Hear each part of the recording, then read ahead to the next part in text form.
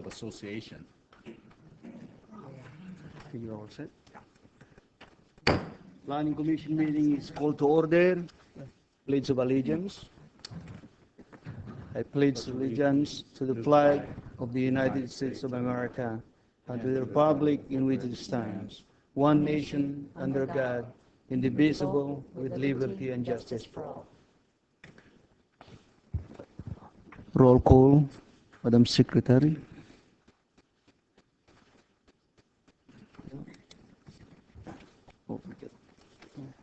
Chair Nitafan, we have a full house tonight. All the planning commissioners are present. Thank you, Ms. Tambry. Public forum. Members of the audience are invited to address the Planning Commission in any subject not on tonight's agenda. The speaker must come to the podium, state their name and address for the Secretary's record, and limit the remarks to under 2 minutes. As an unagendized item, no response is required of the city staff or the commission. However, the commission may agendize the item for a future meeting. Anybody in the audience?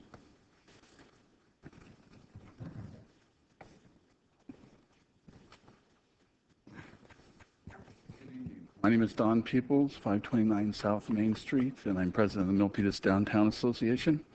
And I wanted to invite you to our next meeting, September 4th. We're actually meeting downstairs, 7 o'clock, at the committee room. And I'd like to invite you and all the members of the public.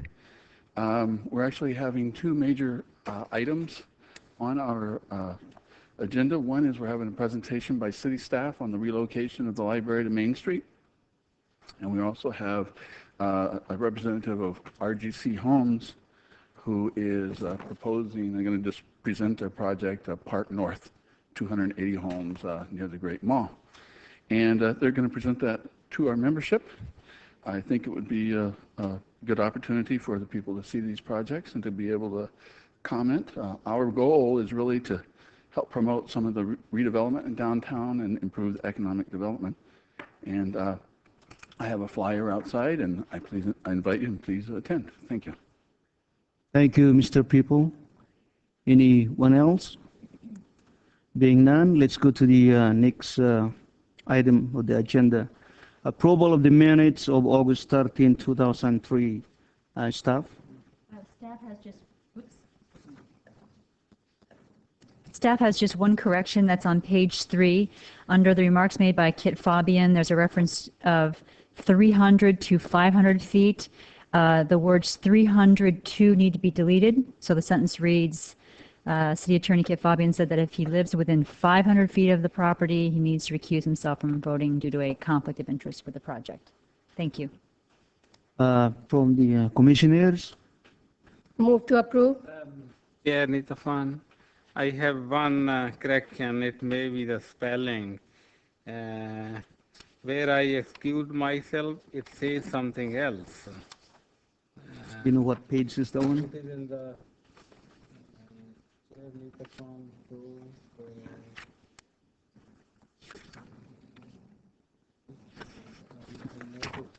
Is it page 3? yeah, it is on page 3. Page 3. Yeah, it says it says instead of excuse, it says something else. Yes, it's excused. Excuse. No. Yeah, rescue. Yeah, it is on the same page, and it says recuse. Okay, recuse. Yeah, where Kit Fabian, city attorney, you lead the second line. Okay. He needs to recuse. Recuse is okay. Is that fine with you, Attorney Fabian? Mr. Chair, if I could just clarify, the commissioner recuses him or herself from the item, so the correct language should be Commissioner Sandhu recused himself and left the dais at 7:14. Okay. Okay, so noted. Do we have a second? Second. Okay, we have a motion. We have a motion and seconded of the minutes of August 13, 2003, as amended. All in favor, say aye. Aye. Opposed? On item, I was abstaining on item 1, so on that item I abstain. Okay. All right. Thank you. So noted. All right. We'll get to the next item of the agenda, announcement. Any from the staff? Staff has no announcement this evening. From the commissioners? Any announcements? Yes, Commissioner Sandhu. Thank you, Chair Hay. On behalf of, Neither fund. I'm sorry, Chair Nita Khan. Right at the end of the year. We start all over again. On behalf of the Sikh Foundation of Milpitas, I invite everyone present here as well as the resident listening at home for the Milpitas Cultural Night, which will be held on coming Saturday at 7 p.m. at Milpitas Community Center. The cultural night will showcase Punjabi culture, and the general admission is $10. Thank you. Any other announcement? Yeah, Devi, Commissioner Giordano. Yes, I had the opportunity to attend the workshop by the Urban Land Institute last Friday in Oakland. It's very informative, and I brought hot off the press copies of the urban, what do they call this here? It's smart growth in San Francisco Bay Area, effective local approaches. And some of the items that you may want to look at in there, there's 3 in particular. One is inclusionary housing, which we've discussed. There's also mixed-use development, and the 3rd item you may want to look at is transit-oriented development. Anyway, it was very informative, and I plan on attending the other workshop too that they are giving, which is about funding for infrastructures. So anyway, it's very interesting. Okay. Thank you. Anyone else? Commissioner Dipka Lalwani. Thank you, Chair. I think I'm having a problem. I pressed the request to speak and it comes back. Anyway, my announcement is on this Sunday, there's a seminar on topic is raising teens with love and understanding. And 2 of the speakers are from Milpitas. Steve Sasso, who's a high school teacher and a counselor, will be speaking as a psychologist. And Gurdev Sandhu, our fellow commissioner, a father of 3 children, will be talking along with many other panelists. So I'd like to invite you. This will be on this Sunday from 3 to 5 in India Community Center. My number is 956-9115. If you need to attend it, please call. Thank you. Anyone else? Okay. Let's go to the next. Alex? Commissioner Galang? Yeah, Chair. Regarding about the new library location on page 11, I have a correction. I'm suggesting that if it's possible that the quiet study room should be placed in the back, as long as not at the front main entrance door. Thank you. Thank you. Anyone else? Okay, let's move to the next item of the agenda. Approval of the agenda. Any changes, staff? No staff changes to approval of the agenda. Commissioners? Second. Okay, we have a motion and second for approval of our agenda. All in favor, say aye. Aye. Opposed? We got agenda tonight. Going to the next item, consent calendar. Items with an asterisk in your agenda. At this time, any member of the Planning Commission, member of the audience, or staff may request of the Planning Commission to have any item removed from or added to the consent calendar. If removed, this item will be discussed in the order which appears on this agenda. Okay, we have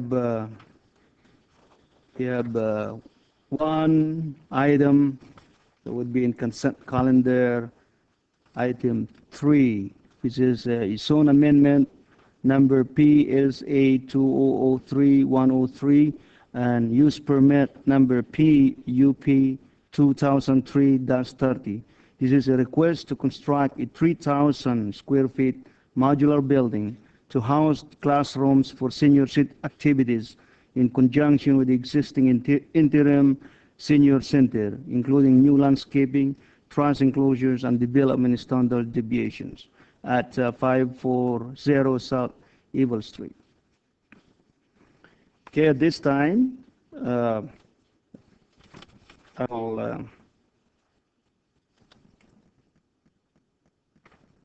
open, this is a public hearing item. I'll open this for, well, let me ask first the staff, do we have any additional deletions of the consent calendar? Staff has no changes to the consent calendar. Fellow commissioners? Any addition? Okay. This time I'm going to open the public hearing for item 3, and it's open for public hearing. Anybody in the audience? Move we close the public hearing. Okay, we have motions to close the public hearing on item 3 and seconded. All in favor, say aye. Aye. Oppose? The public hearing is closed. Move approval of consent. Okay, we have motions to approve the consent calendar and seconded. All in favor, say aye. Aye. Oppose? We have a consent calendar. At this time, we'll go to public hearing item 1.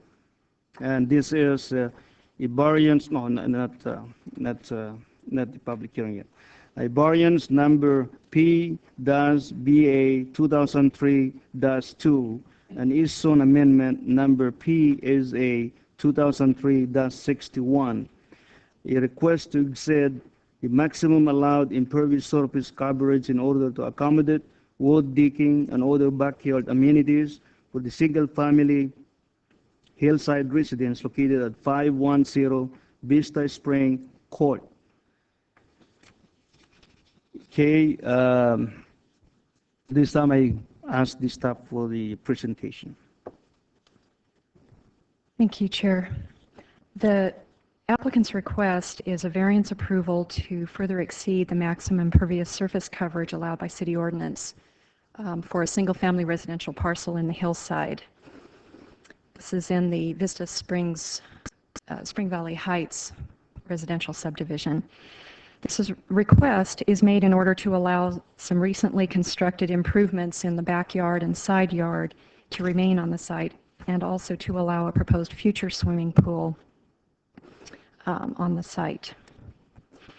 The impervious surfaces of the existing improvements in the backyard and side yard total 2,268 square feet, and the future pool would add another 545 square feet of impervious surface area to the site.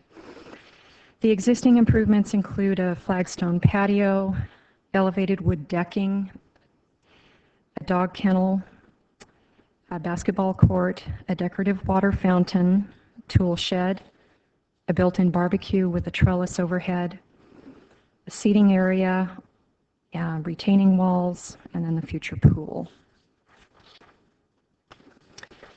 The variance request is based on a hardship justification cited by the applicant that includes the following elements: site geology, topography, hydrology, and easements, as well as the necessity of providing primary access to a neighboring parcel. And the justification letter also notes that the civil engineering design for the subdivision predated the current hillside ordinance. Therefore, when the subdivision was created in the early 80s, had these requirements been known at that time, the subdivision design could have taken that into account, adjusting parcel lines and access ways to keep impervious surfaces to a minimum. The letter also states that the subdivision incorporated 46 acres of common open space kept in a natural state as part of this subdivision. And finally, that there are no parks or community recreation areas in close proximity to the subject site, hence the need for the private amenities. The applicant is requesting, in connection with the idea of the site providing primary access to a neighboring parcel, the applicant is requesting that the impervious surface square footage associated with extraneous driveway areas be deducted from the site's impervious surface calculations. And these areas would be shown on your submitted site plan. It's areas C, D, and E. The areas represent the driveway width that exceeds 14 feet wide. The rationale behind this is that the Hillside Ordinance requires a minimum 14-foot driveway width to serve a single-family residence. This driveway is 21 feet wide, so the request is to deduct that extra 7-foot width. Also, the request to deduct the fork of the driveway that veers off to serve the adjacent parcel, and a request to deduct a rectangular area that serves as a fire truck turnaround for when fire trucks need to respond to emergencies at the adjacent parcel. So those three areas collectively are known as, in my staff report anyway, as the extraneous driveway area, and is the applicant's request to deduct the square footage associated with that area from the site total. With the exception of that extraneous driveway area, staff does not support the other cited hardships for this site.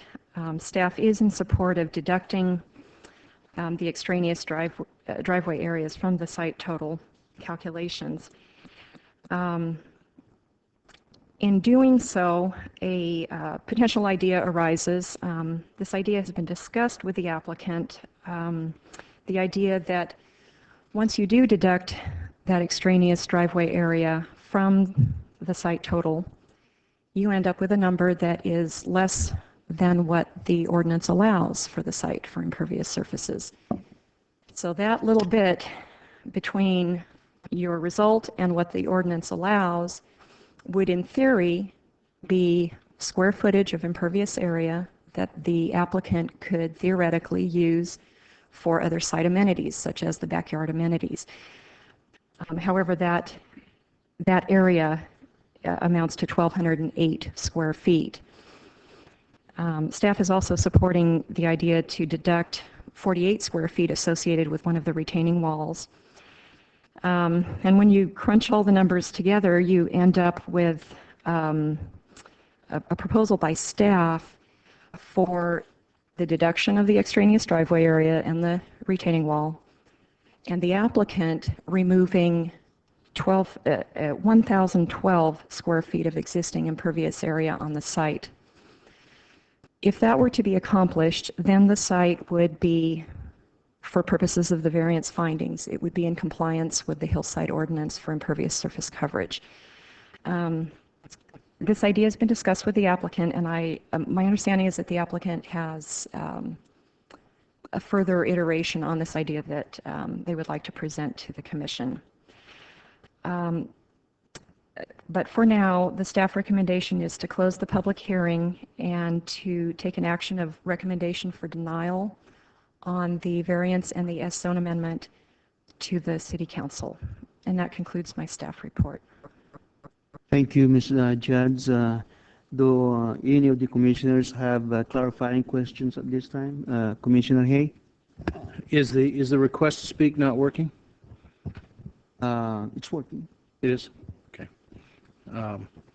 Yeah, my question is, if they do these things that are suggested, then there's no need for a variance, correct? No, there would still be the need for the variance. The amount of the variance would be the amount, it's 3,230 square feet. It's the square footage associated with the extraneous driveway. That would be the variance request. And staff would be in support of that. The driveway would remain. In physical sense, yes. Okay, thank you. Commissioner Giordano? Thank you, Chair Nidovan. Annalise, I'm trying to get an understanding, and I want to do this now in discussion now, of what defines an impervious surface. I looked at the list of the items that fall under the category in their project, and one of them is a raised wood deck. Well, looking at the definition of impervious, it would mean that that's something that's impenetrable, and it's not open. So I want to understand, how did that raised wood deck or any raised wood deck in the hillside be categorized under an impervious surface project? That was based on an interpretation by the City Council back in 1994. That question came up as part of a proposed new residence in the hillside, and they were proposing extensive wood decking along the edges of the house, and that question came up. It's not in the list of impervious surfaces in the ordinance, yet it creates a visual, there is a visual manifestation for this type of improvement. And the question was put to the City Council: does that constitute an impervious surface for purposes of the hillside ordinance and impervious surface calculations? So in 1994, actually I was off the commission in 1993. So in 1994, when the council or the commission looked at that specific decking, it was more of a visual impact. That was the issue at rest. And I understand that, and I know that is part of the problems that are generated with Hillside Project is visual impact, and we look at mitigation. But could this, I'm going to throw the question out and maybe it can be answered later, but I think we need to address it. This being a non-visual impacted hillside project set in this particular area, there is no visual impact. Could we not then reinterpret and visit the wood decking as a non-impervious surface ingredient? I would say that the commission and the council could do so. Okay, I want to look at that. I don't want to do it now, but I want to throw that out as a possibility. I believe it's 500. How many feet is it? I'd like to know what that number would be if we remove the wood decking from the impervious surface. While she's looking that up, I do want to make a comment that a wood deck, though, is still, a percentage of it is still impervious area because rainwater cannot penetrate it, but it's only through the spaces between the boards. So to lump it out 100% wouldn't be accurate in terms of its degree that it could be pervious. I disagree. But I'm listening to what you're saying, but it never was included in the onset of the Hillside Ordinance, and it was added later as an interpretation, but used as a visual. It's a raised deck. It's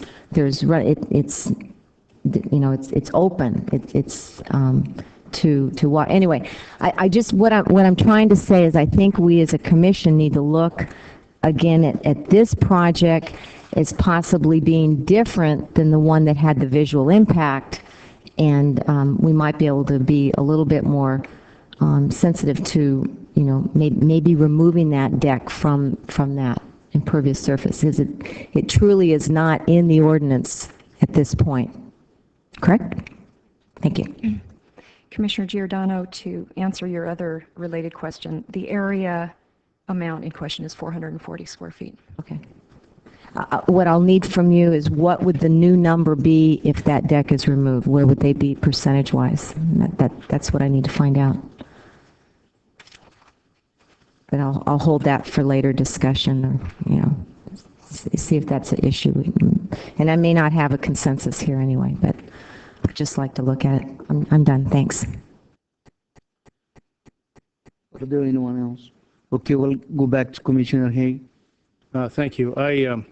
I'm not sure that I agree with the assumption that's being made that this was purely a visual issue, and I think before we start to tinker with policy made by our city council, that we need to have a presentation and a staff report on this it gives us the full history and background of that particular issue, because I think there's more to it than the visual concept that may have been part of the discussion at the time. But I seem to recall that there was that was one of a couple of things they were looking at in terms of interpreting the ordinance. So before we start deducting pieces of decks and things for this particular application, I think we should delve into the history of the interpretation made by City Council as a separate item at another time. Thank you. Any other clarification questions? I have one, just to clarify the non-conforming status of the residents. When we have the new ordinance, are they aware of the new ordinance then? I'm sorry, I didn't catch the last part of it. Are the applicants aware of the new ordinance? They're aware of the new ordinance now. However, they were not aware of the ordinance requirements at the time they constructed the improvements.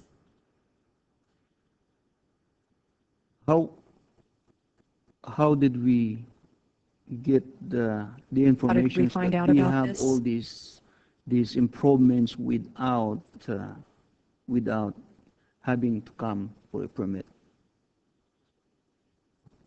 I'm sorry. How did we know from the city standpoint?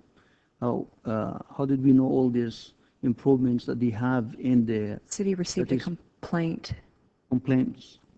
The city received a complaint and then followed up on that complaint. Yeah, that's all I want to know. How did we happen to know it, Okay. Any other clarifying questions? Okay, thank you, Ms. Jans. At this time, I would like, if the applicant would like to do a presentation, you feel free to make the presentation.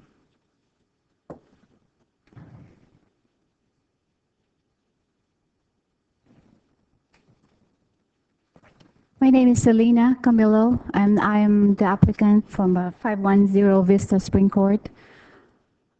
Foremost, what I'd like to say is I would like to apologize on behalf of my husband and my family for our full ignorance on the ordinance when we built that thing. We did not have any intention of disobeying any regulations or anything, but in 1995, when we moved to that beautiful house that we have, all I have is a house and a driveway. The driveway is about, I would say about 9%, and the house is about 3% of the impervious of a 2.2 acre. It took me about 5 years before I could build any amenities for the house. And at that time, all the intentions that I have is to have a little bit of some amenities that my family will enjoy, not knowing honestly that there is some ordinance that came out. It might be in my CCNR, but I'll be honest, when you bought a house, I don't read the thick pages of things that come with it. When we built those amenities, I only figured out and found out about the ordinance after the fact. My neighbor had told me that there was an ordinance, but had he told us before the fact or even before building it, because he was just an adjacent neighbor and he was the president of the homeowners association, then I would not have probably been here right a moment. However, it's already there, it has happened. So the moment that we found out, we did all necessary things that I have to do to abide by the requirements of the city. We went and I read all the ordinance. I confer with knowledgeable people to make me understand more so that I could follow the rules and regulations. And that is the main reason why I'm here. Now, I am a nurse. I'm not a technical person. I'm not an engineer. But when we talk about geological, topographical soil report, I do not understand those. So I had to ask help from my friend Don Peoples, who is an engineer, who could represent me in terms of explaining how I feel about the variance applications that I have. The main thing for me is the huge driveway that we have, that with that, I have nothing at all except the house.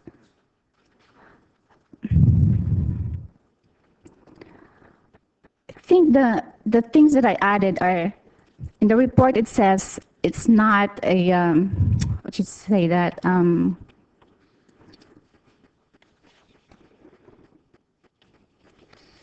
it's not,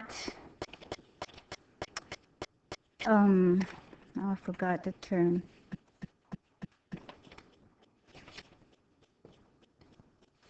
It's not extraordinary amenities that I added. Those are amenities that any other parcel, any other family would enjoy. You know, a seating area, a tool shed, basketball court, not even a court, it's just a small court that we have for my family. And at that time when I built it, I don't see any bad things that I did when we built that one, except for that ignorance in our part about the ordinance. And so right now, all my feeling is that just give me justification that whole driveway, 100%, the 9% out of the impervious surface be allotted all against me.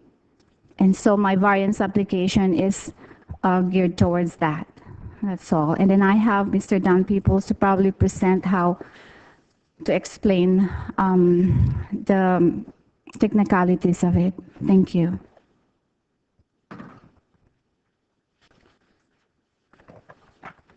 I'm addressing you today as a professional civil and structural engineer in the state of California. I'm also a neighbor. I live in this area. When Selena first contacted me about this, I thought, well, the answer is obvious. You overbuilt for the lot. But then I took a look at this and see if this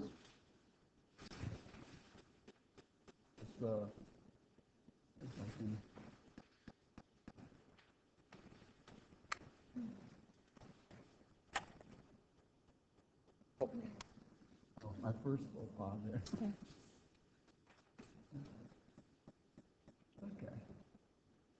Okay, this is going to be tough. So here, this is just a summary of what I looked at. Here's the area. And I said, well, what about the house and the original house and deck? It comes out to be that's 3.2%. Well, that's pretty reasonable for that neighborhood. That 106 square feet is pretty modest.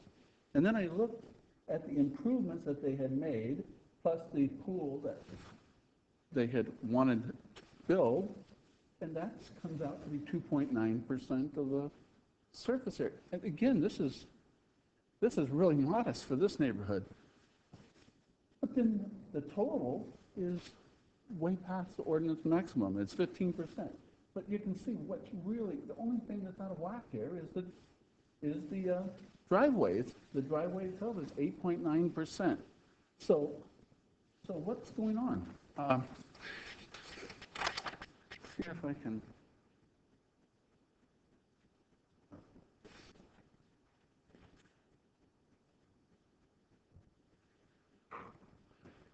I don't know if this is going to be easy. This is the street access. This is the driveway that serves their house and the neighbor's house. This lot basically extends here all the way back down through this natural area, back down to the road. The road itself dips slightly, but this area slopes away. This is a deep area with a storm drain easement, geological easement. It's not proper soil for building a house. The house had to be built back in this area, which is basically a ridge. The ridge kind of extends this way, slopes down really in all directions from this, okay? So we can see, this is the way it existed when she bought the house. And you can see it's driveway and house. The improvements, there's no improvements as far as for the backyard access. There's no real play areas for kids or anything. We can see that the driveway itself is huge. It's there for unique reasons, a combination of factors that are not unusual for hillside lots, except these combinations and the fact that the design, civil engineers' design, didn't try to solve these problems. Back in this, the way they solved the problem of minimizing the impact was to provide a green belt area. There are 28 lots in this development, and there's 46 or 48 acres of common area that surrounds all this area down here that surrounds the site. So that was the theory. This could have been really easily mitigated. I mean, if I was designing this project today, knowing that the criteria, the cul-de-sac that ended here would really be extended to there. And see if that makes sense. Now, easy. That would be easy. What would we have? We would have more impervious area because a city standard street is wider than a city standard driveway. But now it looks like a standard house. I mean, we have a normal driveway leading down to the street. No access being provided to the neighbor.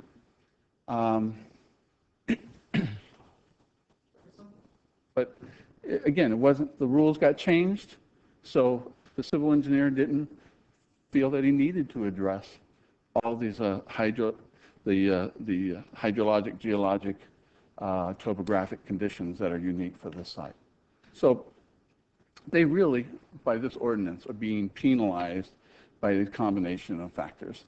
Really, if this had been done, there's still their driveway. All this would fit within the 10%.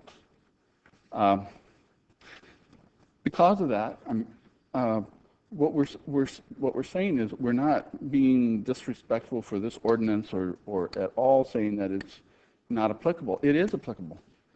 There's just some unique things going on for this lot.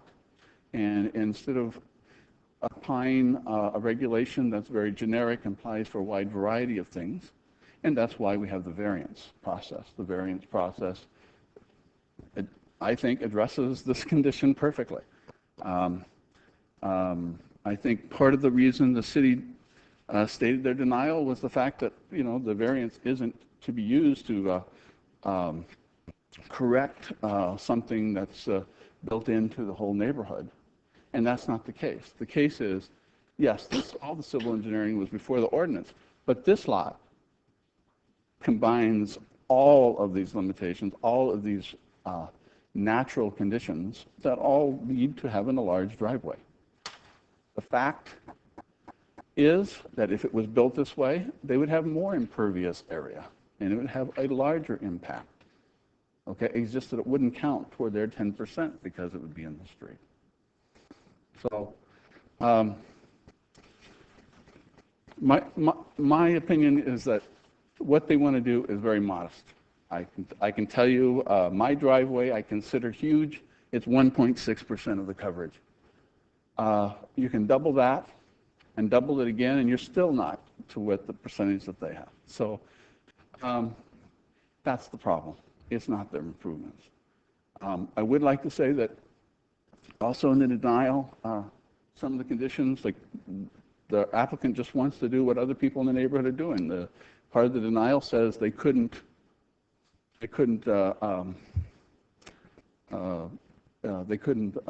confirm that. Well, this is the neighborhood. This is the neighbor. And I think this is the neighbor that made the complaint. He has a lot that's 1.4 acres, 2/3 of the size of theirs. The applicant gets to provide his driveway. He gets to have a pool. He gets to have a larger house, larger area. And I don't know how this adds up. Maybe he did it before, some of it before the ordinance. But he's still building. He's building in addition to the house now. I don't know how all that works. It's kind of a slap in the face to say that that what they're doing is even comparable to his next door neighbor, and that is something that you can verify. So I would ask that you would approve the applicant for these improvements that they want to install. The fact that they've already installed them really is not a sign of disrespect. It's just they considered these to be very modest, and they are. They didn't consider these improvements to be anything out of the ordinary for the neighborhood, and they were unaware of that. So I think it complies with all the requirements for a variance, and I hope you can approve this as they have built it, plus with the future small swimming pool, which was, I think, that they've asked for is, 545 square feet for a small pool in their backyard. Thank you. Thank you, Mr. Peoples. Do the commissioners have any questions for the applicant? Commissioner Ulalwani? Yeah, Mr. Peoples, the neighbor and the resident of lot 19, are they one and the same people, or? But somewhere it says lot 19.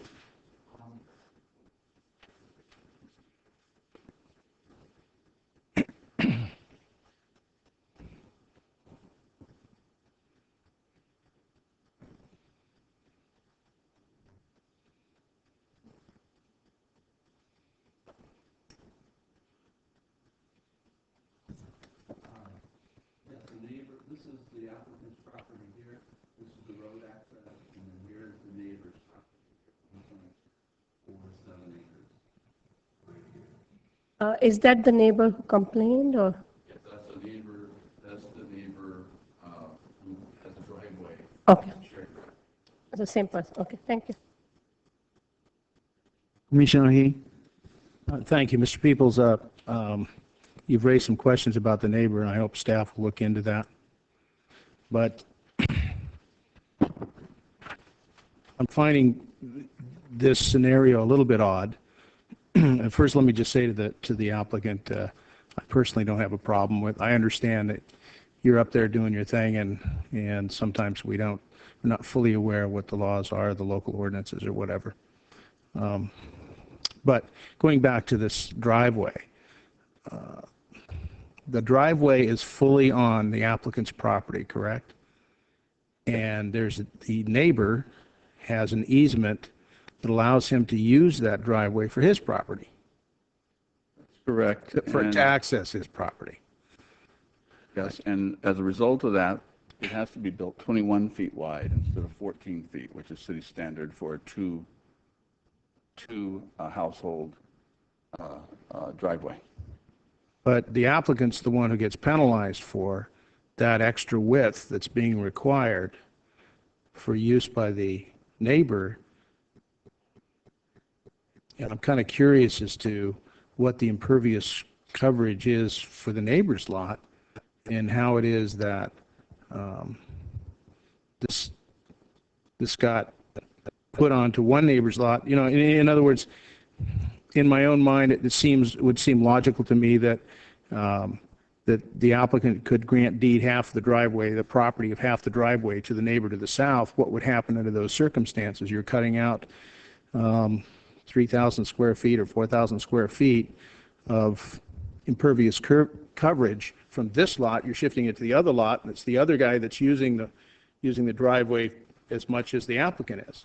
So it's not making sense to me that this particular applicant is getting penalized for something that should be partially on the other property.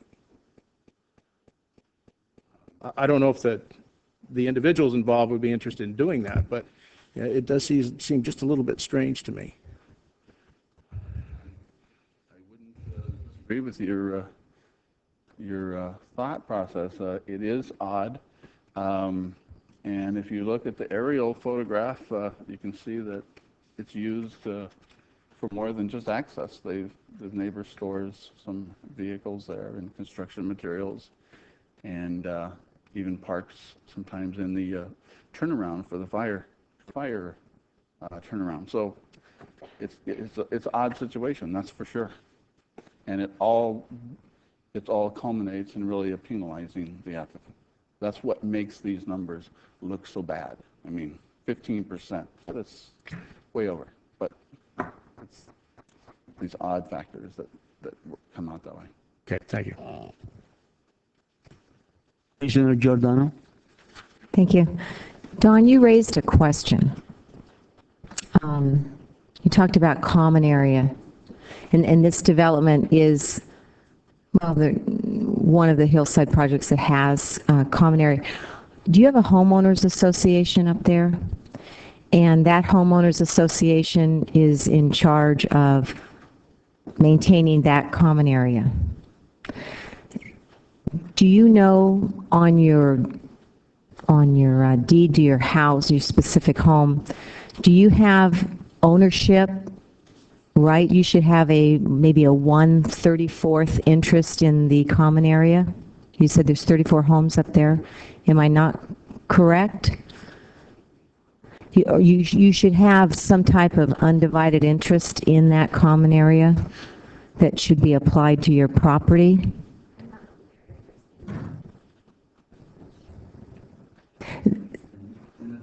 The reason I'm bringing this up is I think Don touched on a topic that I don't know if we've ever discussed it at the staff level or even from a city attorney's perspective, but you're looking at common area that might apply to expanding the open space of a lot size to look at the impervious surface calculation. And has that ever been brought up before? No, not really.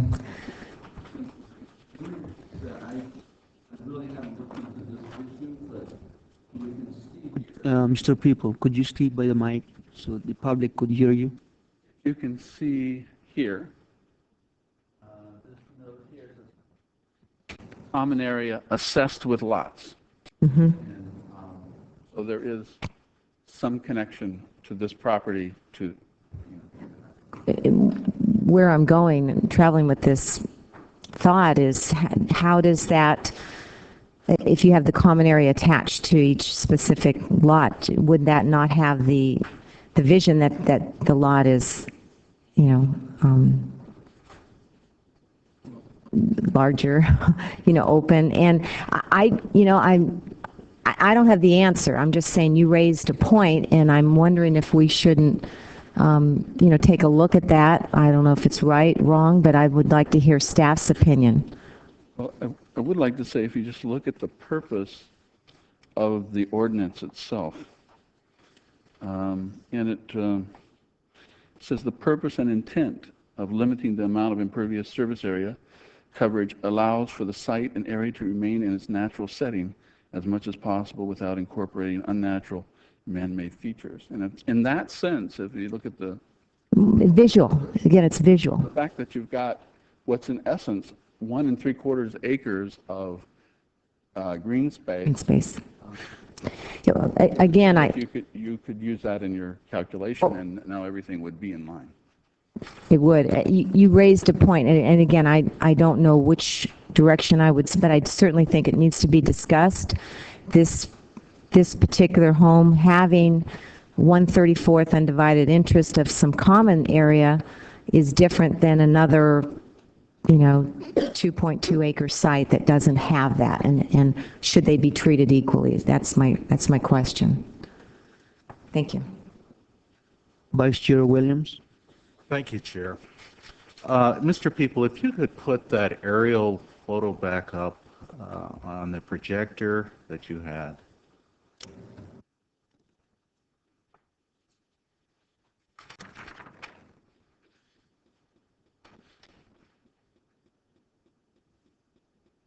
Okay, I guess what I was trying to do is have a little clarification in my mind looking at the big map that we received in our packet versus the photo.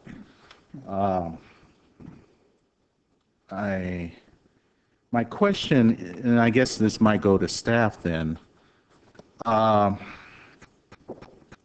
the extra width or area, I guess, that's in the driveway near the residence, is this a request of city for emergency services for the express purpose of the turnaround? I kind of read that somewhere in all the verbiage of the package that there was some need of emergency service capable vehicles being able to manipulate. And so I'm just wondering, is the area that's in front of the residence kind of a big dog leg, as they might call it, was that part of that service or need aspects? Well, I have another sketch here I think can better answer your question. I'll orient it the way. Oops.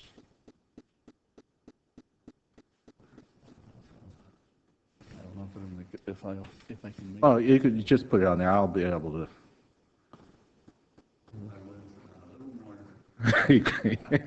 You got to think the reverse. Yeah, think reverse.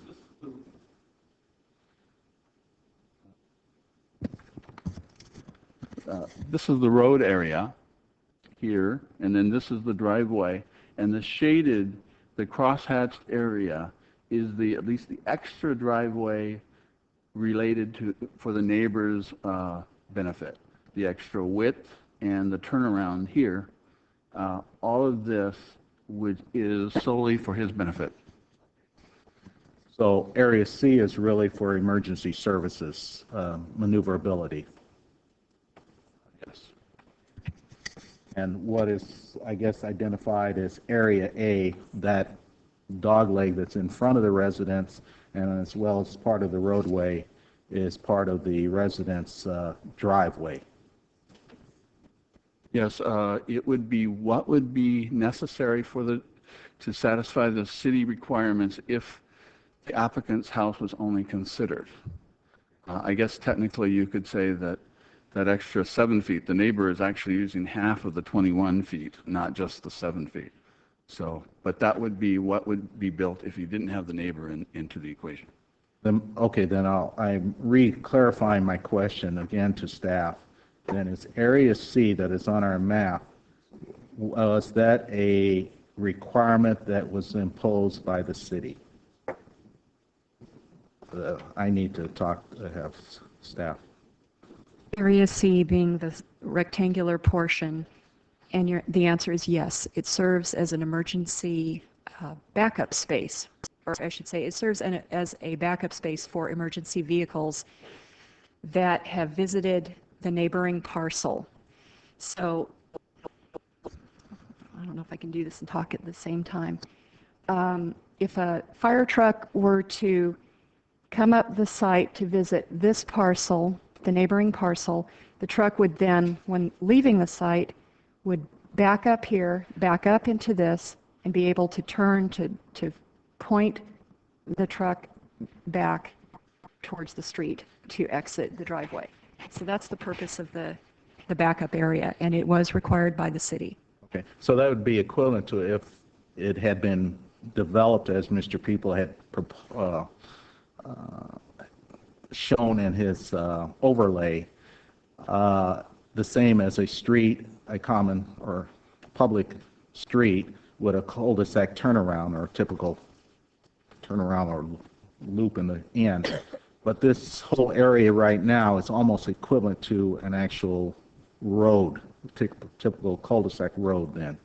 If you kind of look at the turnaround and the wide road and everything, it's kind of the... For function for the emergency vehicles, yes. It has to, functionality, yes. driveway, because it serves two homes, has to be wider, and also because it's over 150 feet in length, it has to provide means to back up or a means to turn around for the fire vehicles. Thank you. It was just, I need clarification on that. Thank you, Chair. Thank you. It's good to Commissioner Lalwani. Thank you, Chair. Mr. Peoples and maybe the staff also, I see this page 3 of your proposed project, and that's why I was asking the person who is in lot 19 is the one who complained, is actually the neighbor who's sharing the road, 21 feet. Same? Yes, it is. Okay, and then I see your calculation. If all that is correct, you're saying, in the end, you said theoretically it should be 50-50 sharing of impervious surface. It's very logical. If they are sharing that road, they should be responsible for that part. So the calculations you have done and you have shown here, I kind of agree, and my question is to the staff. Why will you object to that if the neighbor is sharing? Why should he not be responsible for that? The staff position is that had this parcel not been serving access for the neighbor, it would have still had to have had a minimum 14-foot wide driveway. That was the rationale for keeping a 14-foot width. Yeah, so 14 feet, I agree, but now the width of the road is 21 feet, right? Correct. So that 7 feet extra is because of this neighbor in lot 19. Correct. So should he not be responsible for that extra 7 feet and the length of the road? It's staff's position to support deducting that extra 7 feet. Oh, so you have already agreed to that? Oh, yes. Then why is it shown as a proposed project on page 3? I thought that's done by the... Well, it does say elsewhere in the staff report that staff supports the idea in theory to deduct not only the 7-foot width that you mentioned, but also the fork. Yeah, the tongue, yeah. Yes, the backup area and this fork that goes off. 565 feet, yeah. So it's already been agreed upon. Well, I don't believe anything has been agreed upon, but it is staff's position to support deducting that square footage. Thank you. That's what. Commissioner Gallang.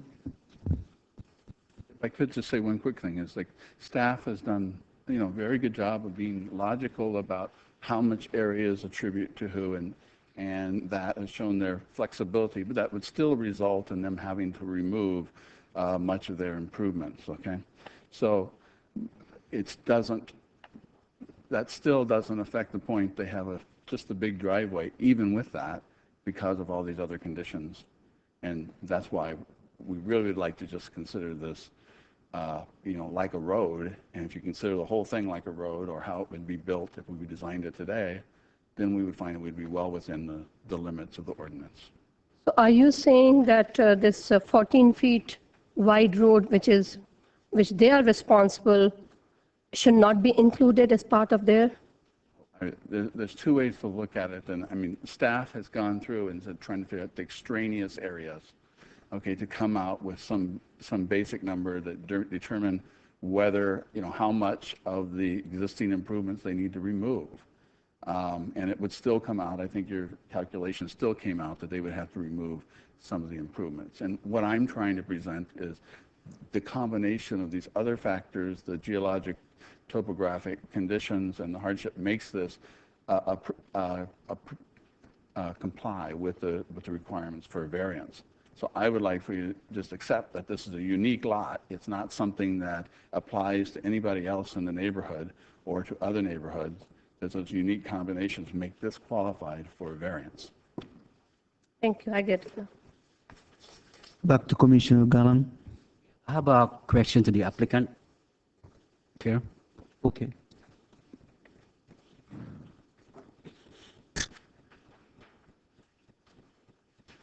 Mrs. Camillo, you have a beautiful house. Mrs. Camillo, are you the first owner of this house? No, we're the second. When did you move to that? In January of 1995. 95, okay. When did you decide adding this expansion? What year? 2000. 2000. Did you hire a contractor about this project, regarding about this project? No, it was just built with my husband and a friend of his built it together. So it means they're not licensed to build it? No. Okay.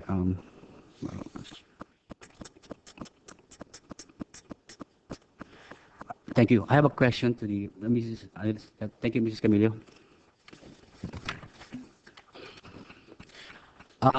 For example, if the applicant hired a licensed contractor, are this contractor are responsible for this expansion? Are they licensed? Would the contractor be? Yeah, for example, they hired a licensed contractor. Are they also responsible about this expansion? Just for example, The licensed contractor would have been responsible for the construction. yeah, for example, during that construction, before they built that, the expansion, they hired a licensed contractor. But they're saying I think like a friend of them fixed this expansion. Just for example, are they responsible also about this issue? The licensed contractor, I'm saying the licensed contractor. Just for example, they hired a licensed contractor. Okay, Is it- hired a licensed contractor. I'm sorry, I'm not following your question. Okay, just okay. Apologize. For example, I'm expanding my my backyard, adding some rooms. Okay, I'm not aware about securing a permit. Okay, but I hired a licensed contractor. And So then you after- rely on the contractor to know the rules? Yes. That is not always a wise practice. In theory, one would think that the contractors should either know the rules or know to approach the city to find out what the requirements are, and many contractors do this, but not all do. Commissioner, if I can also add, the property owner is ultimately responsible in either case. Either case, okay. Thanks a lot. Okay, before I get to the second round, let me have my questions also. Okay. Going back to the diagram, Mr. People, on the last diagram that you have, could you put that up? Could you center that one a little bit? Up a little bit, up. Okay, that's good right there. Oh, I could not. Well, in that, all the way from the road going all the way up to the turnaround in there, I'm just getting this assumption, as an assumption, as a common area for both of those houses. Even if we deduct that area, are they in compliance already? If we deduct the whole area from the beginning up to the turnaround, You would still not be in compliance. so they are not still being compliant. So there's a mute thing in here that we are discussing if they are not in compliance. If we even deduct it from the beginning all the way up there, Took out the shaded area. Yeah. Well, what I mean is the whole thing, from the beginning all the way to the turnaround. Are they in compliance? Making that area as a common area, not counting as impervious to either house. Yeah, up to there. They would be in compliance? No, I'm thinking only from the beginning all the way just to the turnaround. Ms. Judge, are they in compliance? If we treat that one as a common area. So if you were to deduct the entire 21-foot wide driveway Right, up to the fork, yeah, plus this fork and the turnaround, and the turnaround. yes, then they would be in compliance. Oh, they will be in compliance. Okay, that's all I need to know, because obviously we might have some questions like what are the common areas in the association, and we don't know that. Thank you. Let's go back to Commissioner Giordano. Thank you. I have two questions of the city attorney. Been trying to mull this over so I can make this pretty clear as to what I need to find out tonight. And you may not have the answer, but would an ordinance such as the Hillside Ordinance that was adopted in September 1992, and then a Hillside project that came forward in 1994 that had an interpretation added to it of wood decking being added to impervious surface, would that automatically change the ordinance for future applicants from that point forward to include that in impervious surface calculations? Mr. Chair, members of the commission, the answer is no. An interpretation is just that. It's an interpretation and presumably based on whatever factual conditions there were that were raised at that time, and we can speculate as to what a couple of those factors were, but at this point we don't know for sure. It's not binding on anybody. It can be useful to the extent that something down the way has another very similar situation. The only way that that interpretation would become binding in the future is if it were incorporated formally into the ordinance through a zoning ordinance amendment. Then one more legal question and then a question to staff. In looking at the lot size, and I addressed this earlier in the conversation with Mr. Peoples, in looking at the lot size calculation,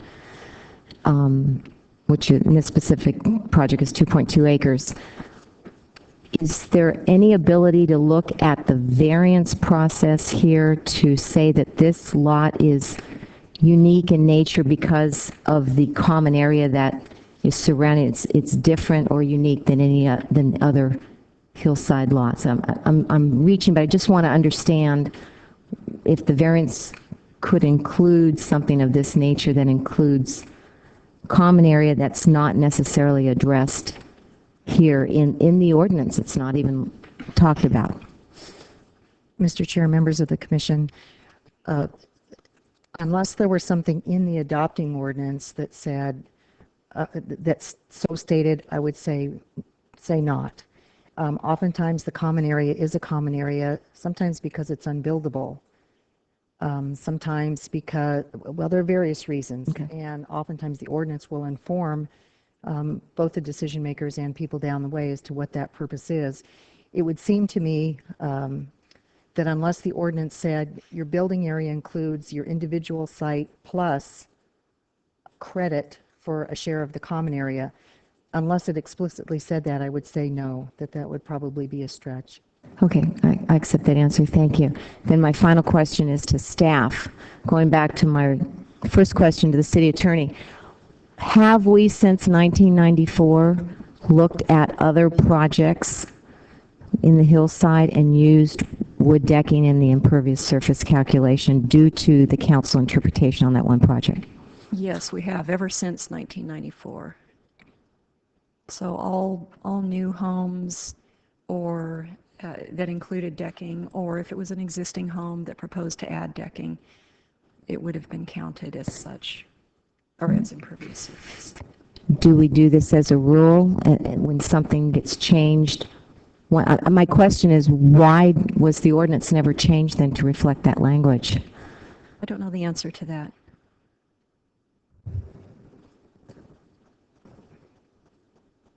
I need to do some more thinking. I don't have an answer for you either. It was direction that was given by the council, and staff chose to follow it for subsequent applications. So I need to think about this a little further.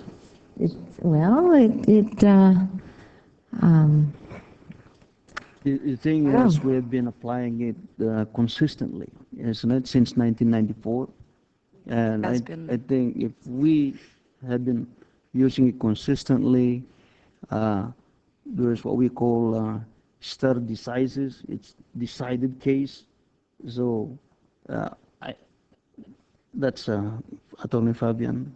Mr. Chair, members of the commission, if the commission feels that it's appropriate to re-examine it, their action tonight will be a recommendation to the council, and as part of that action, if you so choose to recommend approval, you may also recommend to the council that perhaps this standard should be examined, see how it's been applied, what the background was, and recommend that the council might want to think about initiating an ordinance amendment if you feel that that's an appropriate recommendation to give.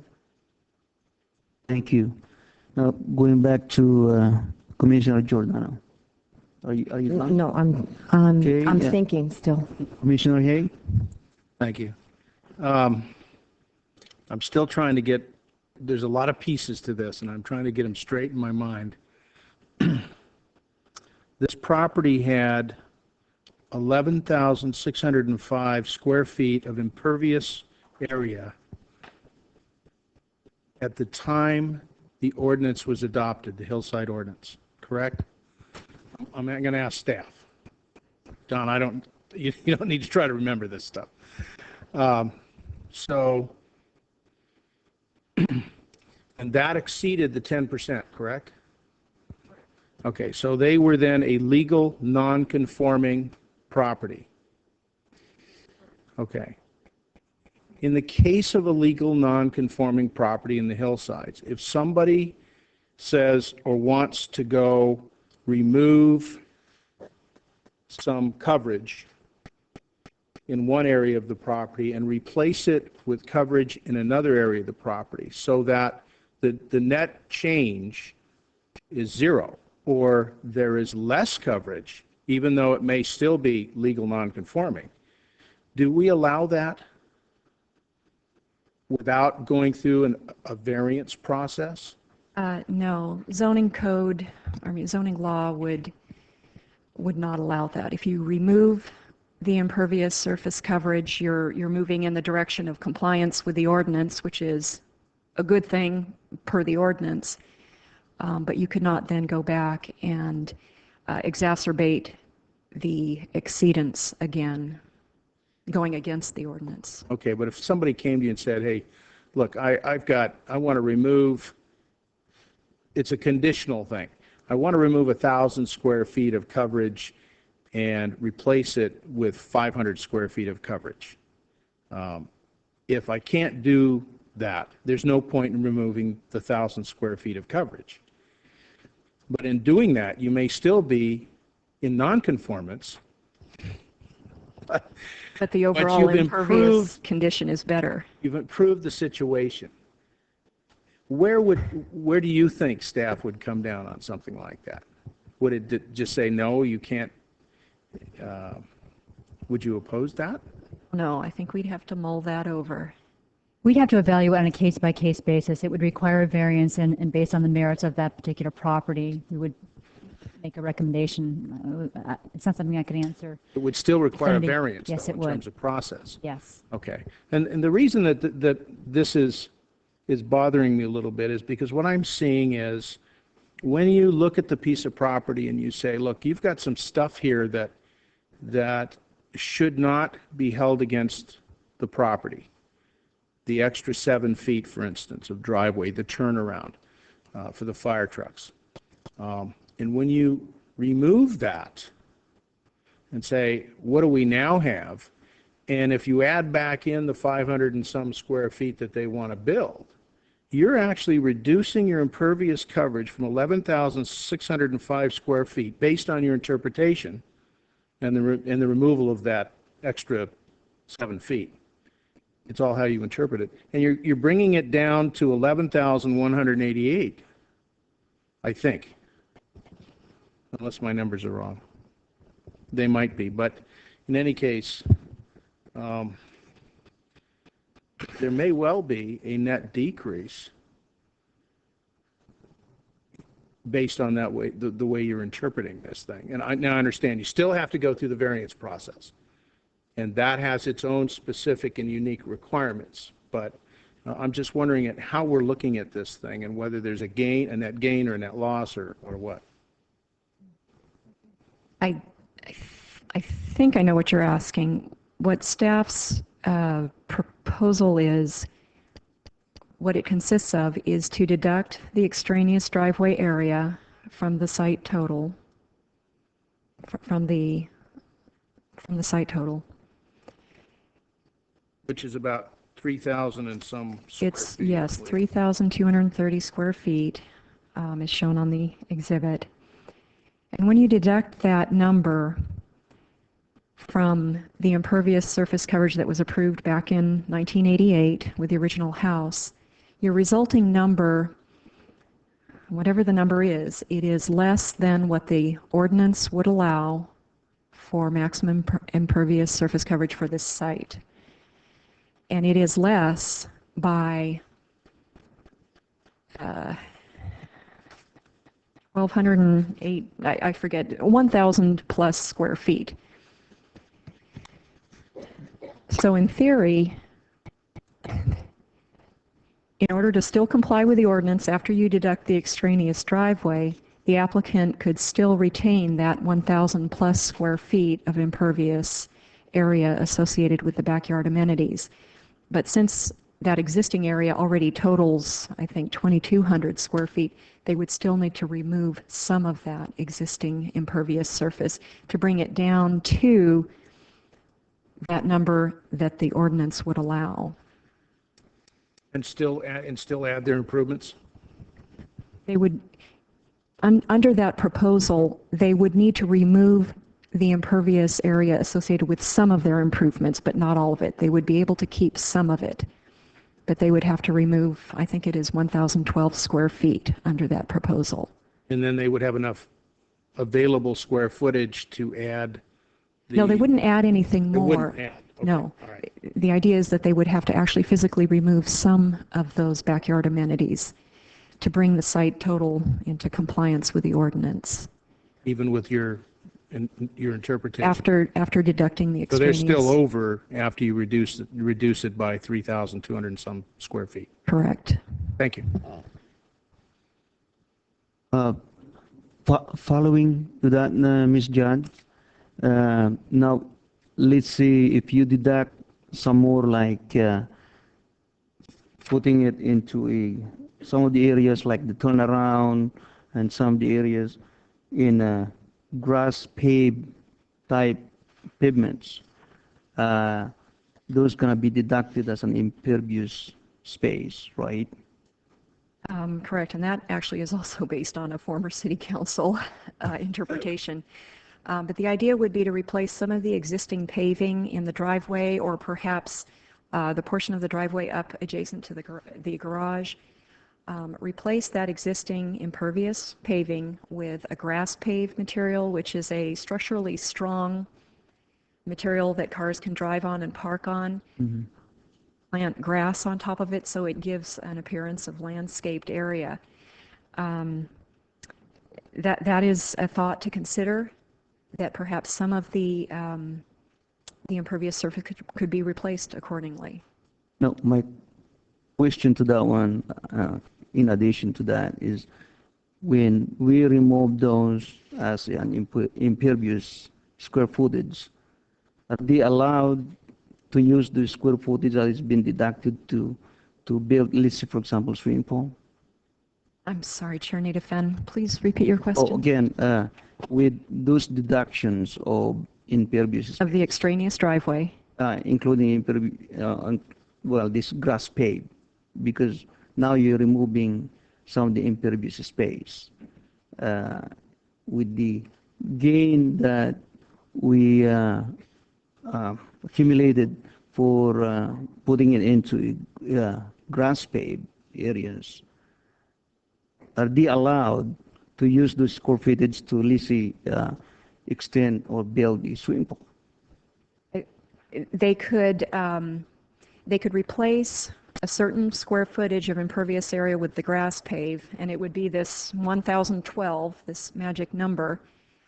And if they could do that, and it was to the approval of the fire department, then the question before the Planning Commission would be, do you approve the variance request to deduct the extraneous driveway?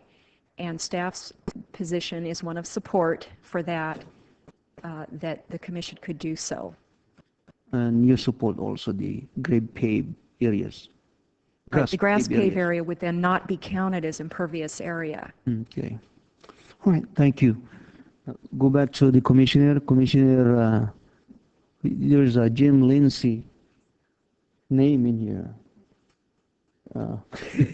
I'll go to Commissioner Giordano. I don't know what happened to that. Thank you. Annalise, what was the calculation that you came up with if we deducted the 440-foot elevated deck? Are they in conformance with the ordinance? No. If you deducted the wood deck, then the applicant would still need to remove 572 square feet of existing impervious area to then meet the ordinance. And then the variance question before the Planning Commission, again, it would be the request to deduct the extraneous driveway, which staff supports.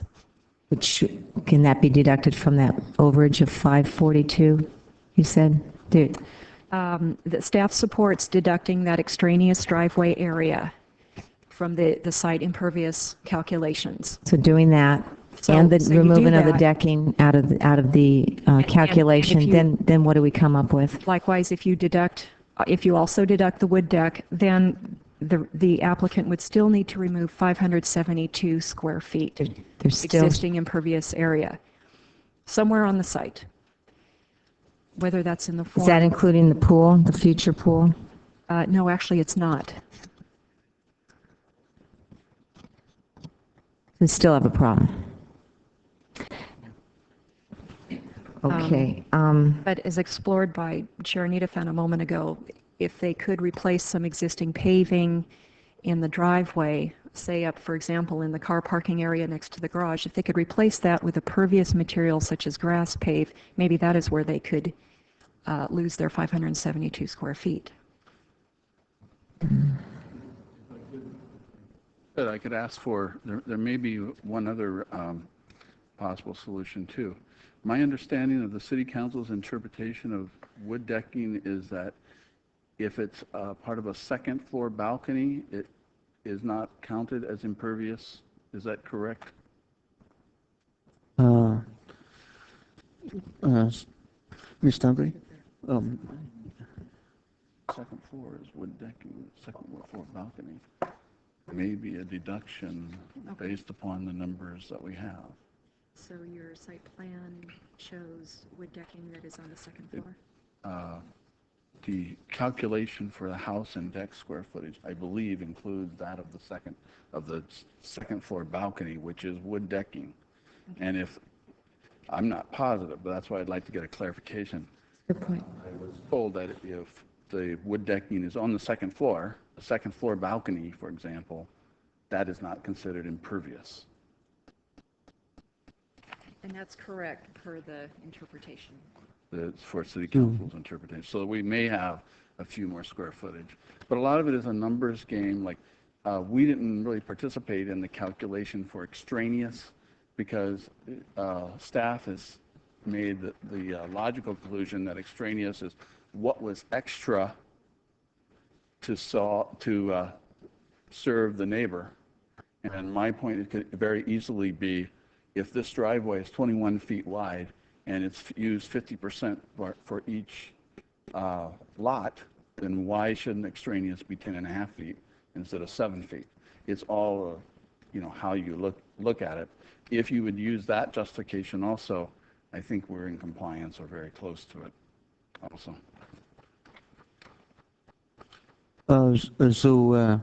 Ms. Judge, since you said that the second balcony decking will not be considered, how many Yeah, square foot? I'm not sure if Mr. Peoples can show me which is, there are two areas of deck, and I don't know, I've assumed that they were ground level, so I don't know what is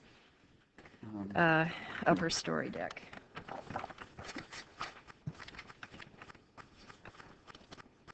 And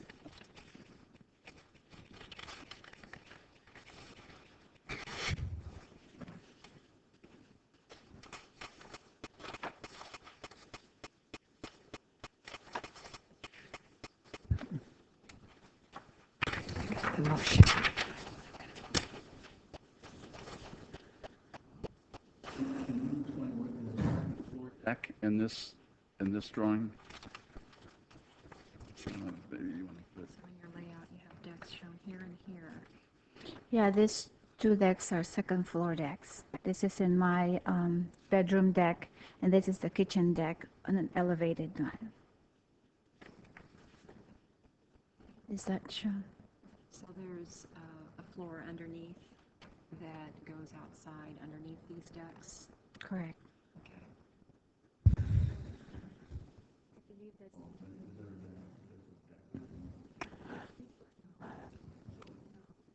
Okay. Yeah.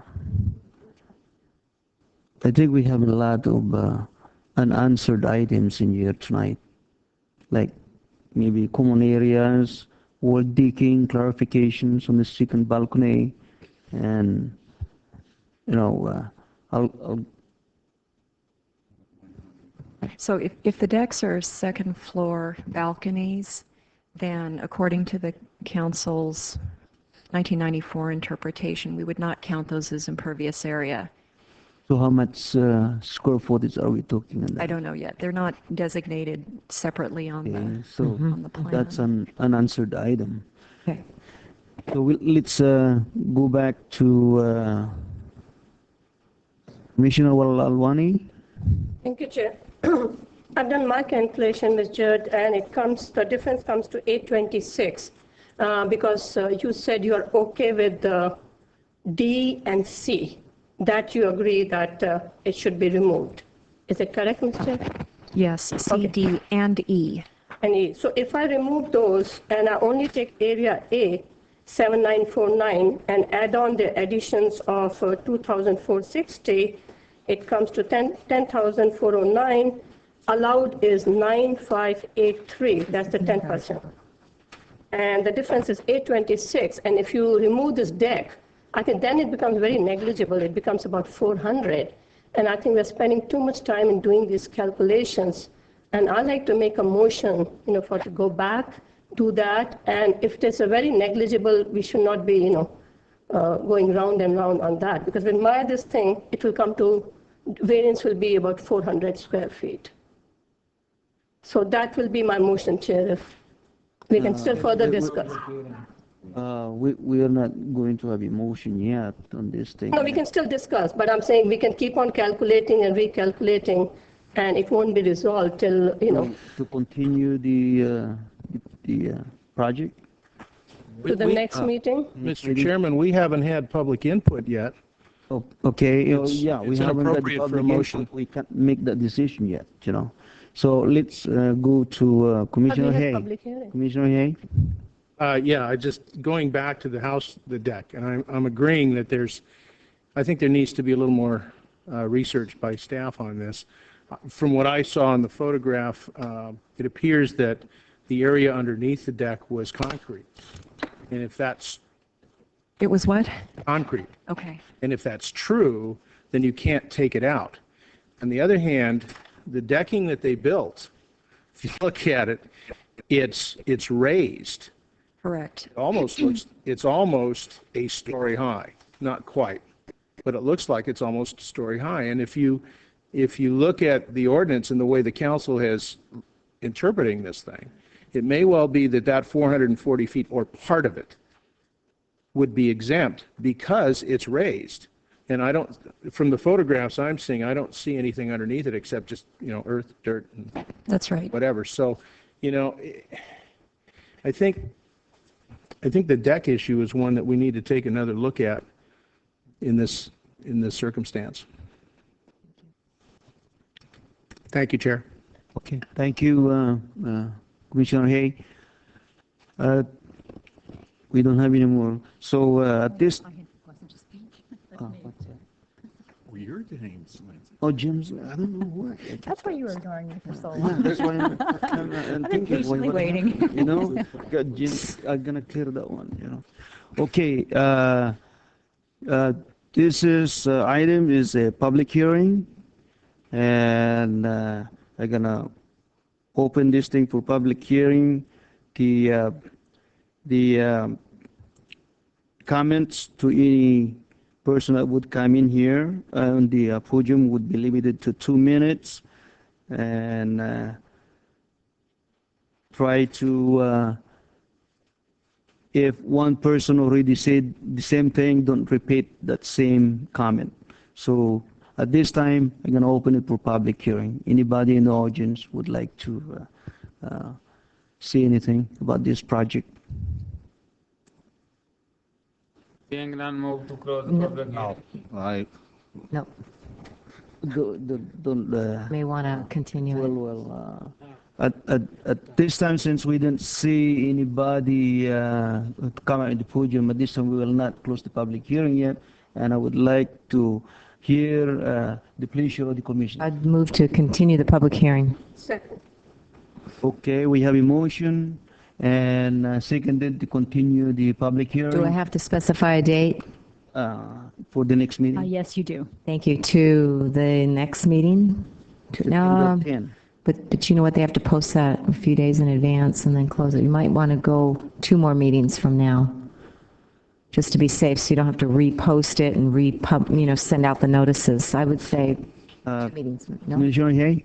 You want 1 meeting? I don't believe you have to post it. It's already been posted. It's a matter of public record that it's been continued. Is that correct? That is correct. Okay, I would like to add some specifications to the motion, and I concur with it, but this would be an opportunity for staff to sharpen its pencil. Go up, take a look at the property, take a look at the decking, take a look at the ordinance, make sure that we are in strict compliance with it, and it may well be that if given on their recommendation for exempting certain portions that have no benefit to the property, which I also happen to support, by the way, it may well be you may still have to work out something with the applicant on converting some of their impervious coverage so that they can do some of the things they want to do. But in any case, I just wanted to make those comments. Thank you.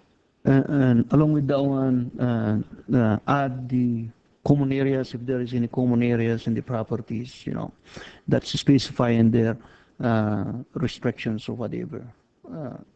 Actually, I had requested to speak on that item, but I think we'll just, next time we come back, we'll talk about it, and we'll put it in the staff report. Okay, so any other items that you want to include in the, before we get back in the next meeting? Okay, we have a motion and it's seconded to continue the public hearing on this item until the next meeting.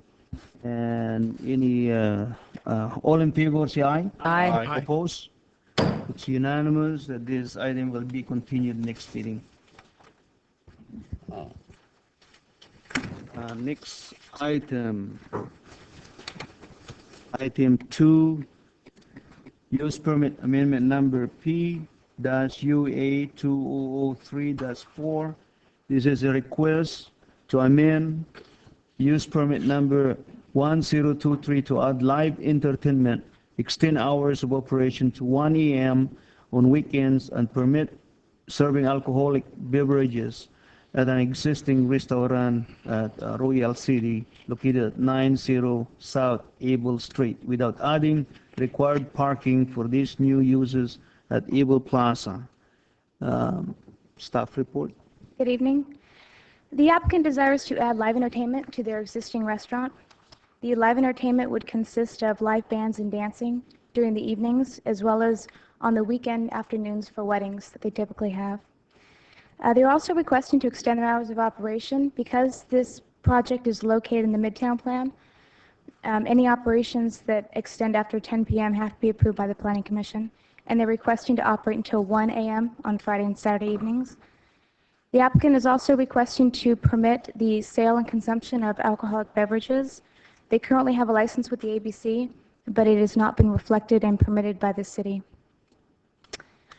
As a result of this request, additional parking is needed, and I will go into that. Regarding the outstanding issues with the project, this project was reviewed some time ago when it expanded into the neighboring tenant space, and at this time it was approved with a certain occupancy, not to exceed 299 people. It's called an A3 occupancy. Once this project came through, it was revealed that it was not in conformance with that A3 occupancy. Several options were given to the applicant, and the applicant had chosen to, rather than do specific improvements to upgrade the site or the tent space, they decided to bring the site into conformance with the A3 occupancy for 299 people. This required additional parking spaces. Parking study concluded that 50% of the parking lot is available to accommodate the extra 40 spaces that they needed. Staff does recommend a condition of approval that at the 6-month review that they do perform another parking study to ensure that there is adequate parking on site. As far as noise, it is in the Midtown area or in the mixed-use district, so there is a potential for future residential developments in the area.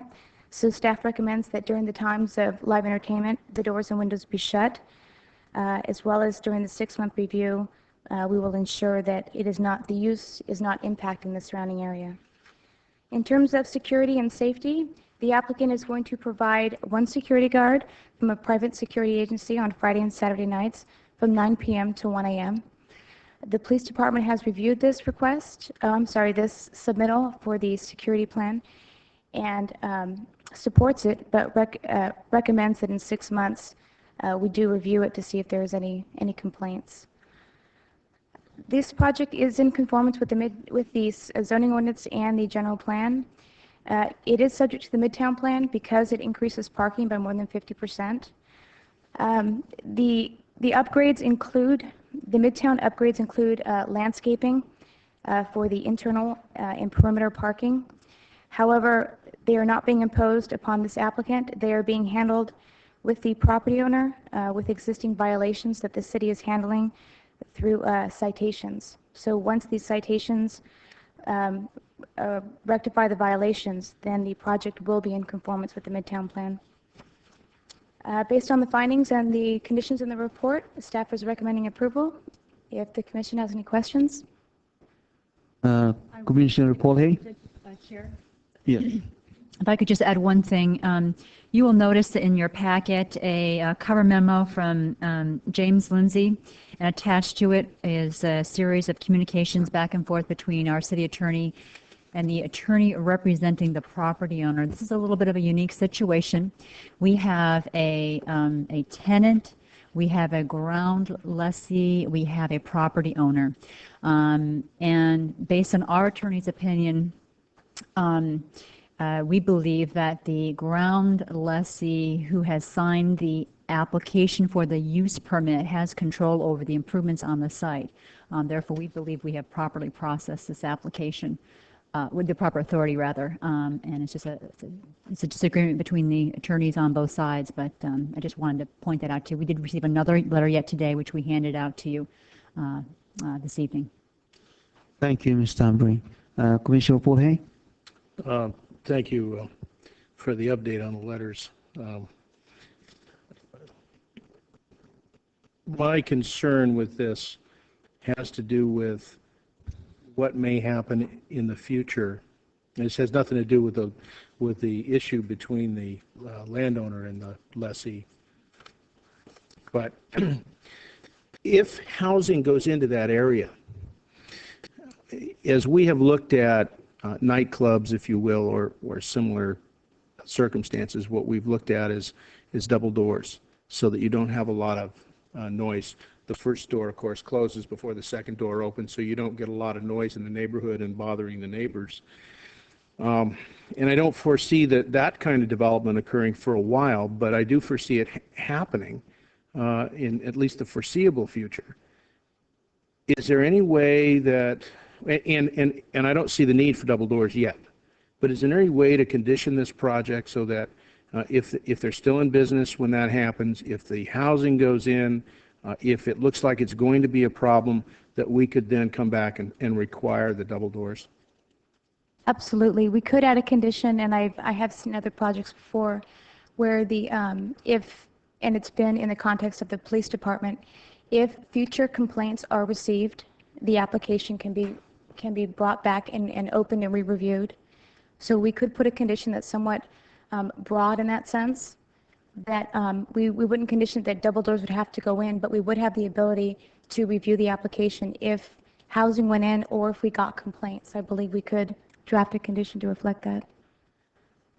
And if you did draft a condition that way, as part of our evaluation of the problem in alternative mitigation measures, double doors could be one of those mitigation measures, correct? Correct. I believe so. I would request that that condition be included in staff's recommendation. I would suggest that the condition, though, be worded such that it doesn't come back. It's that if at any time the adjacent property is developed or redeveloped with residential, Right. that the doors must be installed. The double doors must be installed. That's even tighter, and that's fine, too. I'm waiting for a complaint. Yeah. rather than waiting for a complaint. That's okay. I mean, we have had this conversation with other projects, and we've had testimony that basically it comes down to this: if you don't have the double doors, you're wide open to causing problems in the neighborhood, and it's just not a good thing. So, Okay. Vice Chair Williams. Thank you, Chair. Thank you. Okay. Ms. Pereira, you mentioned in your staff report about citations of the landowner or property owner, which whatever. Does that have anything to do with the signage issues? There are two somewhat separate site violations. There are violations to the zoning code and the neighborhood beautification ordinance, and there are violations to the sign code. There has been a history on the site of violations of the sign ordinance, and those have been handled. Those are not handled with the property owner. Those are handled with the business owner. We do have some notices that have been recently sent out to the individual business owners regarding illegal signage, basically temporary signage. The other violations are site improvement violations. They're violations of the original approval. There's missing landscaping. There is a rear wall that was supposed to be replaced as a masonry wall, and a chain link fence went up. There are missing metal doors on the trash enclosure. There are some alterations to the parking lot lighting. So there's kind of two separate issues. The ones that are going to bring the site into conformance with the Midtown Plan are the latter that I just spoke of. They are the site improvement violations, Okay. not the signage. The signage is handled under the neighborhood beautification ordinance, and it's dealt with each individual tenant and not the property owner. Okay. The fencing, is that the one that's used to be the old throughway to the restaurant, To KFC? KFC? Correct. There was an agreement, I believe, in the early 90s, in 92, between the current applicant, Royal City, and the KFC property. And that has since deceased, and a wall went up. It just wasn't the proper wall. It was a chain link fence that Chain went link up. fence, okay. My final question is pertaining to the land improvements. It is a very busy parking area at times. I have either driven by or been in there, some of the other businesses, and noted that where there might be very young people who may not be under close supervision of a parent, in other words, hand being held by hand. Will these property improvements be coming through some kind of review to kind of ensure safety, since it's kind of part of this package here? Which specific land improvements are you speaking about? I guess I'm assuming the various little islands that are in the parking area. Drive aisle islands? Yes. Those have, there was approximately, the last I checked, there was about 15 trees that were missing. And in order to replace those, because the trees were a certain diameter or a certain circumference, we can't just replace them one for one. It has to come back to the Planning Commission as a revised landscape plan, and they have to replant those as well as additional trees. Okay. So it will be reviewed by the Planning Commission. Okay, so all of this will be coming back and everything. Okay. Yeah. Thank you. Thank you, Chair. Thank you. Ms. Stacy, on the applicant's papers in here to the city planners, business hours, on Saturday they have 5 to 10 p.m. indicated in their business hours. But in the special conditions, you have it the extended hours of operation, item 1, B, extended hours of operations 1 a.m. on Friday and Saturday nights. So did we grant them additional hours on Saturday on these special conditions? The handout that you have that you're speaking of was submitted by the applicant in January. This application has been in since the beginning of this year. Since that was received by staff, it has evolved and changed. And I apologize that the two don't match. What is in the staff report? The request to stay open till 1 a.m. on Friday and Saturday nights is the correct time. Oh, okay. My other questions on this is that, are we opening up ourselves to other restaurants? If we grant them up to 1 a.m. on Fridays and Saturdays with live entertainment, with full alcohol, because I know there's some business restaurants that would love to have up to 1 a.m. with full alcohol and live entertainment and karaoke and all that. Are we opening up something precedence in here? This specific project, they're required to have food service till 1 a.m. So this cannot turn into a nightclub. So they're also limited in the people that can occupy the space. So I can see your concern, but there are certain limitations on this project that staff feels would prevent a situation like that from occurring. Okay. So it's okay then to open until 1 a.m. with full alcohol, live entertainment, provided we have food going on up to that hour. I'm sorry, the last part, provided? Provided we have food service during that hour. Yes. Food service is required at all times while the entertainment is occurring. They do not have the proper fire and building mechanisms in place to operate as a nightclub. Yeah, okay. My concern is, I know some restaurants that would love to have this type of arrangements that they have applied for, but they haven't. We denied them, you know. So it is gonna open up some of those restaurants to come up and apply, you know. I'm not sure which ones you're speaking of. Well, I would just like to say that both the serving of alcohol and live entertainment requires a use permit. So if we've recommend denial, and the Planning Commission has denied those applications, it was because of either the neighborhood that they were located in, or they did not have sufficient parking to serve those more intense uses that they were adding to the restaurant. So certainly, if there are others restaurants that are interested in adding these kinds of uses, they can apply through the use permit. It will be evaluated depending on their particular site characteristics and the adjacent neighborhood, and it may be supportable. Okay, all right, thank you. Okay, do we have any, Commissioner Gowan? Yeah, clarification. On the special conditions, item number 8, it says here, within 6 months after the live entertainment, the public hearing and review by Plan Commission shall occur to assess any concerns related noise, parking, security, safety. If there's no complaints within 6 months, do you recommend 6 months review? The 6-month review is a condition, and it will be required. It will be required in order to analyze all of these factors. If none of these turn out to be issues, then it will be noted, receipted, and filed. But the review will need to occur in order for these items to be looked at. You're welcome. Thank you, Priya.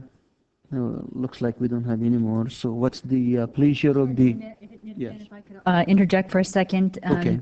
There is a little bit of a oversight regarding special condition number 10 with respect to posting signs for employees. In parentheses, it should read in English as well as Vietnamese, Chinese, Filipino, and Spanish. Sorry. All right. Need to Move change to our standard approve the condition. project. I know. Okay, Got a we have public hearing. a motion to approve the project and seconded. Oh, you got a public hearing. discussion. I think Public hearing. we need a public hearing Hearing. first. Oh, yeah, I'm sorry, yeah. Okay, this is a public hearing item, and now I open it for public hearing. Any person in the audience would like to speak on this issue? Seeing none, I move to close the public hearing. Okay, we have a motion to close the public hearing, and it's been seconded. All in favor, say aye. Aye. Oppose? The public hearing is closed. I move to- Pleasure of the commissioner. Move to approve use permit number PU 20034 Okay, we have a with motion staff's amended. as amended by Paul Hay and also amended by the staff on item 10.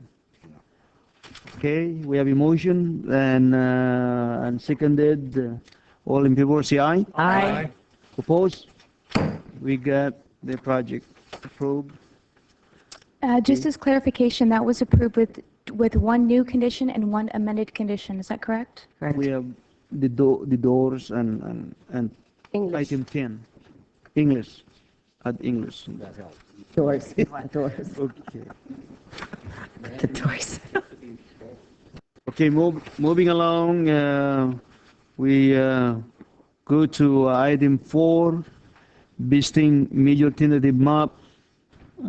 Consider street names for the proposed new cul-de-sac with 19-lot single-family residential subdivision on 3.6-acre parcel at 1405 Kennedy Drive. Staff report, please. Mr. Chair, I'm sorry. I was requested to attend on the first two items. If the Planning Commission doesn't think they'll have any questions, I'd request to be excused. Any questions? Thank Okay, thank you, Tony Fabian. Wait a minute, there's. May I have to excuse on this item when last time I was Oh, okay, you're excused, Commissioner Sandu. I can second the audience. Okay, yeah, sure. Let's say that. You would need to leave the room. Okay, thank you, and we'll see you, Tony Fabian. Okay, Ms. Annalise. Thank you. At its last meeting, the Planning Commission reviewed a proposed residential subdivision to create 19 lots off of Kennedy Drive, and the commission directed staff to return to this meeting with 3 alternative street names for the new proposed cul-de-sac for that subdivision. Such street names to have historical significance for the city. The 3 names from our research were Machado, which is a name of an area family of Portuguese descent who ranched some land in Apricot Orchards near Jacqueline Road. Second name, Topham, who was a Milpitas pioneer in the 1860s. And third name, Thompson. Ruth Thompson was a school teacher at Calaveras School in the 1880s. So those are the 3 names with historical significance for the city. And a 4th name, actually, which is not included in the staff report, that staff actually would recommend for the commission to consider is the name Fanyon Court, Fanyon, which is not necessarily a name of historical significance. However, the street that dead ends at Kennedy Drive right in front of the project site is Fanyon Street. Yeah. And so the continuation of that street into the cul-de-sac could then be known as Fanyon Court. So I would like to present those 4 alternatives to the Planning Commission. Thank you. Okay, any clarifications? Commissioner Hay? Thank you, Chair. First I'd like to thank, who was it that suggested we do this? Me. Commissioner I'd Jordan. like to congratulate and thank Commissioner But my name wasn't Giordano. included here, the one that I asked for. But that's okay. That's okay. I can live with that. I have one I like. I think, you know, it's a wonderful thing to acknowledge and recognize your past, and I think this is a good opportunity, and I think we should move forward with, I like Topham Court is the name I like. The Topham family served our community and participated in our community. Both Edward and Frank were justices of the peace for many years, and I think it would be an appropriate name to name it after them. That's my recommendation. Okay. Chair. Commissioner Giordano? Thank you.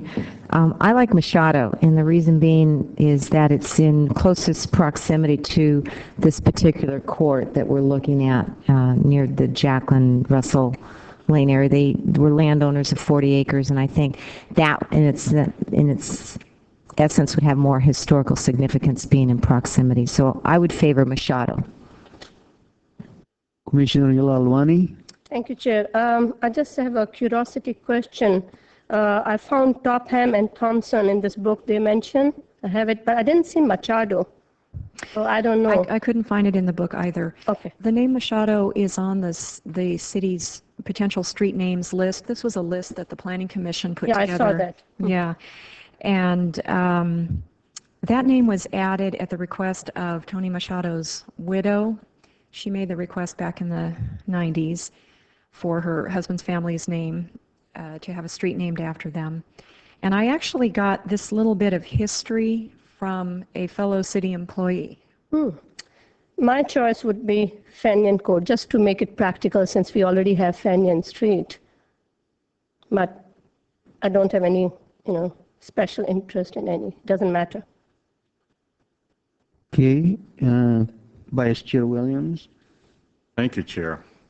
I guess for my 2 cents here, as far as, or my 1 vote, I should clarify, I'm really for us old folks, and the Topham name, it certainly stands out to me as part of the history of Milpitas. Anyone who's willing to be a pioneer and go through the struggles, and it's kind of give recognition. The others who have come in more recent history will eventually probably get their due, but for me, I really am an advocate that we recognize those who were part of the making of Milpitas. Thank you, Chair. That was just my 1 vote statement. Okay, that's Topham? What's your choice? Is that Topham? Okay. Commissioner Gowan? Well, I don't know about this, but I think I'd go for Topham. Maybe they're one of the example of being a role model. So the 3 brothers, I think, Edward, Henry Topham, Frank Topham. Topham, Bishop. Thank you, Commissioner Gowan. Looks like we have 3 selected Topham, Machado 1, and Fenian Court 1. So I'll for my 1 cent vote, as Vice Chair said, I'll Well, just... you get 3 cents because you're 3 chair. cents. Okay. So I'll go for Topham. So we get the majority. We have Topham. Well, somebody gonna move a motion to recommend this to the City Council? Chair, I'll make a motion that the name Topham be submitted to City Council as part of the naming of Cameron Court project. Second for Topham Court. Third. Okay, we have a motion and seconded. Any additional discussion? None? All in favor, say aye. Aye. Opposed? We got a unanimous recommendation to the City Council name of street, Topham. Okay, under the new business, we'll have our Ms. Tambry Hayden to give us discussion of the new antenna regulations. This item doesn't require any action. The Planning Commission at your last regular meeting recommended that staff come back with an explanation of how an existing satellite dish antenna would be impacted by the new antenna regulations that were adopted in May of this year. The antenna regulations were adopted in May 20th and became effective 30 days after that date. To be exempt from those new regulations, the satellite dish, an existing satellite dish, would have to be considered legally existing. In order for it to be considered legally existing, 2 things must have occurred. 1, a building permit was obtained if it was required to be obtained, and 2, because our regulations at that time identified satellite dishes or classified them as an accessory structure, the satellite dish would need to be no closer than 3 feet to any side or rear property line. So whether a building permit is required depends on the height. Any structure that is over 6 feet in height requires a building permit. So taking a hypothetical situation of an existing satellite dish, if the satellite dish is mounted on the ground and the satellite dish is over 6 feet tall, then it would require a building permit. If the satellite dish were mounted on a support structure of any kind, a tower mast, fence house, etc., and the height of the dish together with the height of the support structure exceeds 6 feet, a building permit is required. So those are the two circumstances that an existing satellite dish could be considered legally non-conforming. A building permit if one was required and no less than 3 feet from the side or rear property line. Okay, so let's say we have an existing satellite dish. It's not legally existing. What's the procedure to make it conforming? A use permit would be required if the following is not if the following can't be met. If the satellite dish is 1 meter or less in diameter, a use permit is not required. And if that satellite dish that's 1 meter or less in diameter meets all of our new standards, and we have standards now for height, the attachment, compliance with wind loading specifications, setbacks, location that's precluded from being located between the house and a public right-of-way, and the number of antennas, also color restrictions. So, and I've summarized that, and I can go into more detail for you if you'd like. But if it's greater than 1 meter in diameter and it doesn't meet all of those new requirements, then it can't be considered to be, it needs to go through the use permit process. So if you have an existing satellite dish and it can't be considered legally existing and it doesn't meet these new requirements, you can still go through the use permit process to legalize it. So that's the situation in a nutshell. Okay, any clarifying questions? Commissioner Giordano? No? Okay. All right. Yes. All right, I think, oh yeah, that's it? Commissioner Hay? Just one question. How does the public and the companies that put in satellite dishes, how do they know that we have these new requirements? That's a good question because we haven't done any outreach on this yet. We really need to look into that and probably do some sort of a flyer or newsletter to those companies that do satellite dish installations. Thank you. Thank you, Chair. Okay, there being any other business, we adjourn tonight until meeting September 10th.